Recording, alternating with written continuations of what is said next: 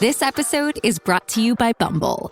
So, you want to find someone you're compatible with, specifically someone who's ready for a serious connection, totally open to having kids in the future, is a tall, rock-climbing Libra, and loves rom-coms with vegan pizzas on Tuesdays just as much as you do. Bumble knows that you know exactly what's right for you. So whatever it is you're looking for, Bumble's features can help you find it.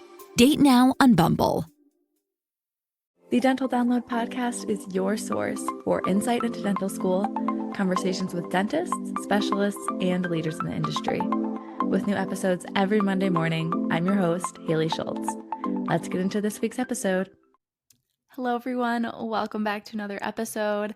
I cannot believe this is one of our last solo episodes about dental school topics. I only have a couple left. I might only have one left. And then, like I said, no more dental school talk here because I'm graduated. At this point of this episode going up, I'm done seeing patients in dental school. I have not yet graduated. That is May 10th, but I'm on a little break, a little hiatus between finishing clinic and waiting for graduation to happen. So where else would I go other than to see my parents, because they basically live in paradise in a retirement community in Florida for a lot of the year. And then they come back up to Michigan to enjoy our prime season, which is Michigan summers on a lake. So they kind of get the best of both worlds. And while I'm not even close to being retired, while I'm waiting to start my career, why not go live like a retiree for a couple weeks? So that's where I am. I'm currently down in Florida. And this episode is going to be a little nostalgic. We're going to talk about my favorite memories that came to mind when it comes to the end of dental school. I wrote down 5. But before we get into that, let's do our recap and catch up intro segment for this week's solo episode. So you get it, I'm in Florida, but what else has been going on in terms of life updates? We've just been having a lot of time outside, enjoying the nice weather. So adventuring a lot, going to play pickleball, going for walks, relaxing at home. I've also been able to get some reading for fun, like I mentioned in last week's episode, done. I ordered a couple more books and I brought a couple down with me. Been trying to just like read outside, read on the patio. Like I said, hang out with the puppy, just really soak in the family times and the good energy. This coming weekend, though, of the week that you're listening, I'm returning home from Florida this week, and then I am going over the weekend coming up to Nashville with my entire work team for a conference and training and outing. And I'm really excited to see everyone out of the office and get to know them more because I've only gone on office visit days when they're working. So everyone, when they have time, has chatted with me or we get to talk during lunch or something. But during the business hours, it's a very well-oiled machine and people are go, go, go getting their work done.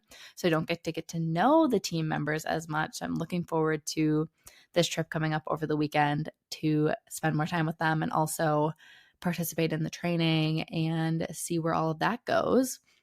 For my recommendation of the week, this is a money-saving tip. Maybe not for everyone, but I think for the general public, if you don't already do this, it would save you money. So it is keeping a list on your phone, is where I do it, of links of things you want to buy. Maybe that sounds stupid, but here's the way it works for me. I have this list and then I share it with my partner so he can see it if he ever wants to surprise me with things, or it's my birthday or it's a holiday or something. He can pick something off there and it's going to be something that I like, but I have no clue what I'm getting. So it's still like an exciting surprise, but at least it's something that you wanted and you didn't explicitly send them, get me this direct link, and that's what they get you. At least it's like kind of a mystery what it's going to be, because this list will continue to grow, is my point, as you find more things you like, or you can send it to family when it's holidays or something like that. But mostly I literally use it for myself. Like, let's say I want this rug for our new place and maybe it's expensive, maybe it's not, but either way, I'm going to just put it on this list. I'm going to mull over it for at least a week, ideally a month, maybe 2 months, because over that time it might go on sale and you might say, yes, I really still want this and now is the perfect time to buy it and I'm getting a discount. Or it might be a few months and you might have forgotten about it and you don't actually want it that bad. Kick it off the list. Maybe you do want it, but you still can't afford it. So you can keep it on there. You can keep dreaming about it. And when the time comes that you can afford it, you're just going to be that much more appreciative of this item because it's going to mean more to you. You worked harder for it than buying it when you maybe really didn't have the funds to do so comfortably, and kind of impulse spending is basically what this list is supposed to do. And it's been great for me, and it makes me be a lot more intentional about my consumption of things. So what's motivated me this week is definitely family time, fueling me up, refilling my cup, if you will, because I've opened up with all of you that I've had a lot of nerves about the move and the transition into working and everything and all this change. But being with my parents has been really nice to kind of put things in perspective, and it's been very uplifting. What is something that I learned this week? So I don't have much in the dental scope to share because I'm on a break. But one thing I learned this week is that I've gotten a little bit better at my pickleball skills while being down here with my parents. Fellow D4s, you do not want to miss out on this opportunity. Be sure to go to Dentist Job Connect using the form specifically in my description to let them know that I sent you. There are so many listings for associate jobs for general dentists. If you're anything like me, you're taking the boards and you're hoping you can graduate and find an amazing associate job. There are tons of options. You can sort by location, you can sort by pay range. Anything you need is right at your fingertips. And again, be sure to go to the link in the description to find out more and sign up. Huge thank you to Dental Nachos and Dentist Job Connect for working with me across my platforms. So we're going to jump into the 5 memories of my last year of dental school. Ugh, you guys, it's emotional for sure. So the first one would be signing on my job, which I signed early in my opinion. I started touring offices and interviewing, I guess you could say, in May and June, and I did a couple in August, and then by September, I was ready to sign on the office I will be working at personally. So why, and would I say it changed my D4 experience at all, good or bad? Yes, it changed it, and in my opinion, good, because I knew what I was doing. I didn't have to be worried about anything or nervous. I never had any doubts about it. I was able to go back and visit a few more times after I signed, and it just made me more and more excited. And I wouldn't have signed early unless I was really confident that this was what I wanted. This was an awesome opportunity, and I didn't want anyone else to get it, and I was excited about the potential there. So that's why I was willing to sign early, and it really did work out. If you have not listened to all of my episodes, I have 3 or 4 episodes all about my job search process from the beginning, those first office visits in May. What are green flags? What are red flags? I have an episode about that.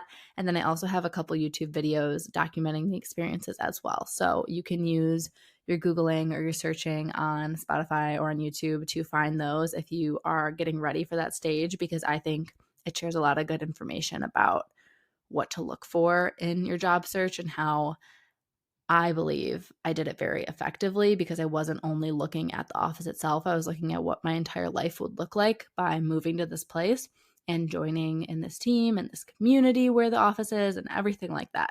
So it's not just how much am I getting paid or what are the hours or how far is it from XYZ city. Like there's so much more to consider, and I break all that down in those other episodes and my personal thought process on it all. The second memory is just a lot of heartwarming patient interactions. I obviously can't put every single one in this episode because 1, maybe it would be giving too much patient information, but 2, there's literally been so many. I have probably 4 or 5 specific patients that come to mind that have just given me the most heartwarming experiences, even after only working with them for maybe a year. But I was able to get them out of so much pain or give them confidence back. And like that is what we love about dentistry, and it is so rewarding. And now that I'm seeing a lot of people over the past couple months, and I have to say, okay, well, this is my last time seeing you because I'm graduating and you're going to be assigned a new dental student. They'll reach out to you in early May and they'll get you scheduled for anything else you need. Let me know in the meantime if anything comes up. And everyone just has so many sweet words of encouragement, and a lot of them have just been so supportive. And I don't know if they're just saying it to say it, but things like I'm going to be an amazing dentist and they wish they could come and follow me. A couple genuinely might come all the way to my practice 2.5 hours away. Who knows? But they say they will, so we'll see.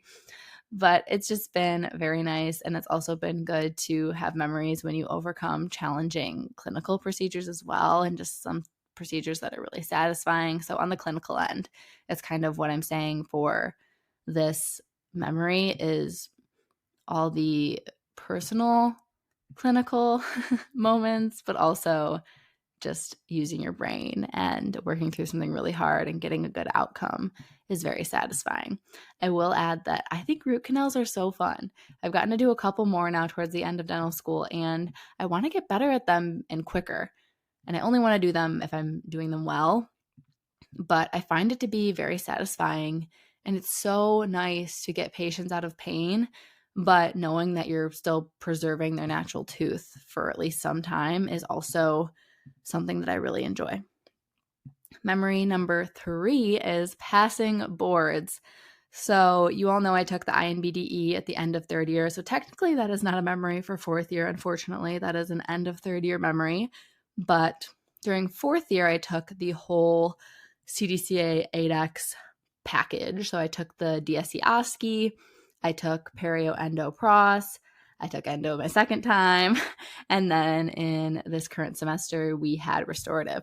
So I passed everything, and like I can't even put into words how happy and relieved you feel when you see that you passed a section of that exam. It's the best feeling ever because it's just so expensive and stressful, and you never want to have to do it again. And once you pass, then you don't have to do it again. When you apply for relicensure, you don't take any more clinical exams. You just have to meet required CE and things of that nature and pay to get relicensed.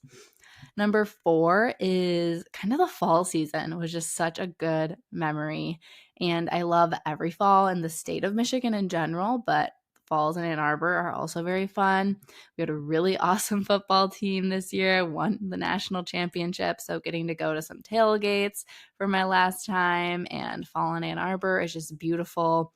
Ann Arbor has a really like vibrant energy, and there's always so many people around. So when you get to go on walks and see the beautiful colors of the trees, but also see like the really populated city, and get to go to different events that are being hosted, or go to the farmer's market, or check out local cider mills nearby and stuff. It's just a really good time in the fall, and I'm going to look back on those couple months very fondly.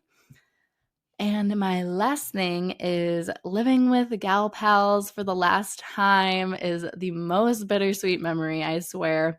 And some of the events that we got to host at our house, we hosted a bunch of my classmates, and then also some D2s and D3s, but mostly D4 gals for a Friendsgiving in the fall. And then we also hosted a Galentine's at my house as well.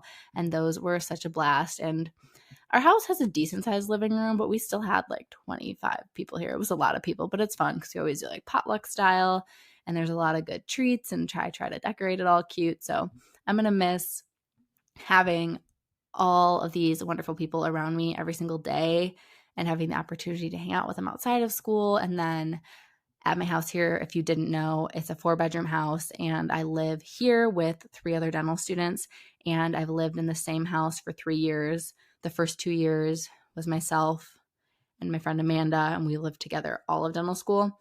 And those first 2 years was 2 other girls that have now graduated, and then my current roommates moved in this past summer. So I've lived with them for 1 year, and then Amanda all 4 years. So it's crazy to be saying goodbye and closing the door on that chapter of living with friends and living with gals. Now I'll be living with a partner and starting a future family over years and years, not right away, but maybe a dog in like a year. That's kind of the pace that we're at. So in case you were wondering, but it's just so surreal to be wrapping up and finishing student life. I can barely put it into words, really. And I know this was a very short episode, but consider it my vacation hello, because I am wrapping up kind of a couple weeks off of work and off of school. So I didn't want to put anything too strenuous on the calendar. And I'm sure you're all probably on a break too, because I feel like a lot of people have time off at the end of April.